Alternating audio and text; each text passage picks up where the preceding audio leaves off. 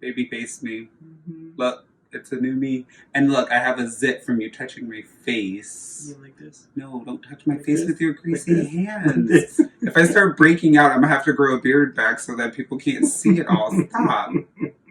But I want to touch you. No. I want to touch your face. Not allowed.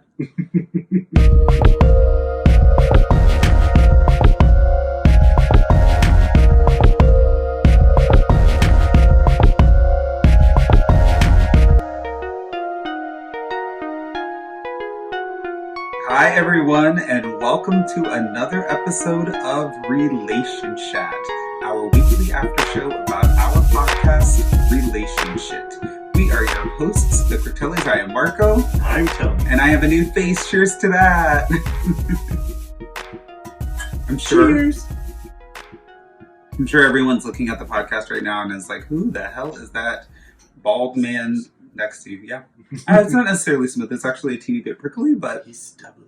I am stubbly, but it is definitely good. So, happy Wednesday. How are you? I'm well. How are you? I am doing good. Getting used to my new face. Me too.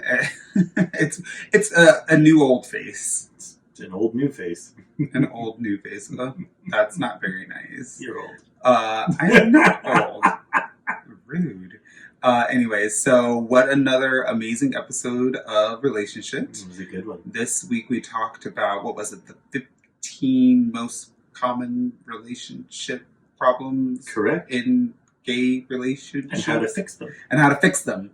Which was great. So, of course, everyone listened to that episode, and we're hoping that you all enjoyed it. Mm-hmm. Definitely write in, Instagram us, tweet us, do all that fun stuff so you can let us know what you thought about it, because we would love to hear your thoughts.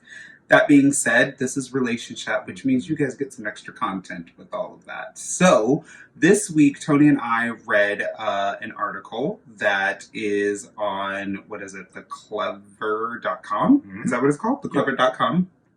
And what an interesting article. The title of it is 15 Relationship Issues Gay Couples Have That Straight Couples Don't Understand. So we're not going to get into all of the issues because it's a lot and we don't have a lot of time for that. But what we did want to talk about is the number 15 issue, which is showing intimacy in a public space as gay people. So is this something that you yourself have been very aware of, or have had to shy away from or be conscious about? I am. So you and I worked in a similar neighborhood for a little while, and we occasionally rode the train together. And I always wanted to kiss you goodbye. And I did when I wanted to, but I was always conscious of my surroundings. Sure. Yeah. I think it is a very large thing. And I think, I kind of have a double whammy, if you will. Because I'm a black man, so I think I'm hyper aware of my surroundings on a consistent basis and how my presence can be threatening or threatened just based off of my appearance as a black person. But then I also think that as a black gay person, I have doubly the concerns. Sure. One of the things that I always do, because I don't shy away from wearing whatever it is that I want to wear either. So like I will wear short shorts. I will, wear things that are a little bit more pizzazzed or bedazzled, if you will. And so I know that I'm automatically going to get a little bit more looks. But that literally is kind of like a neon sign above my head as, gay man, gay man, gay man, and it's a lot. And there are times where you want to hold my hand. And all the time. And which the holding hand part, I don't really care about. Like, I'm like, whatever, like, let's do that. The part that I always have an issue with is the kissing in public, because I think that kind of can be a little intense for other people, and then they will end up not being very happy with us. But what a terrible thing that we have to censor ourselves because of other people and how they might feel, and straight people don't. Well, it's funny because we were just watching that article, we were watching that documentary Visible on Apple TV, and if you guys have not watched that, you need to watch that. We definitely need to do an episode about that because I think it was great, but that being said... Cut that check. That being said...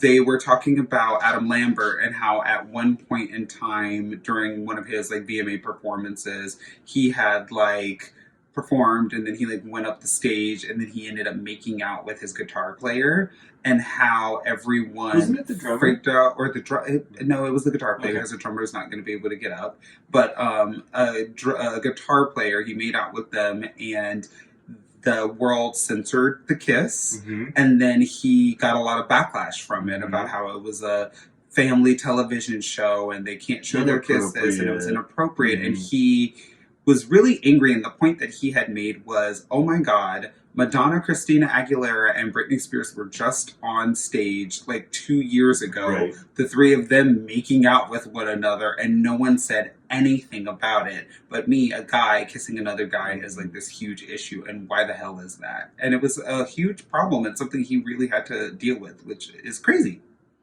Why don't you read the article for us and tell us a little bit about what it says? Sure, I'm just going to read a little bit of it. Being intimate among gay couples is a lot harder than straight couples. When two men hold hands in public as an expression of their love, it is either frowned upon or mocked. This is not the case for straight couples because they can even hug or kiss each other goodbye in public without any judgment. Many gay couples are restricted to show intimacy in their own time or are forced to be as subtle as possible. Sadly, there are even countries that intimacy among gay couples can lead to imprisonment and other more grave punishments. It's just not fair. It's this weird double standard. Yeah, it's sad, and it is something that I think that no one really understands. Again, as a minority, I think we do understand it a little bit more because, again, our presence is always, I don't know. Constantly censored? It's constantly censored, right? It's something that we are constantly aware of. We know when people are following us around clothing stores. Like, we know all of that stuff.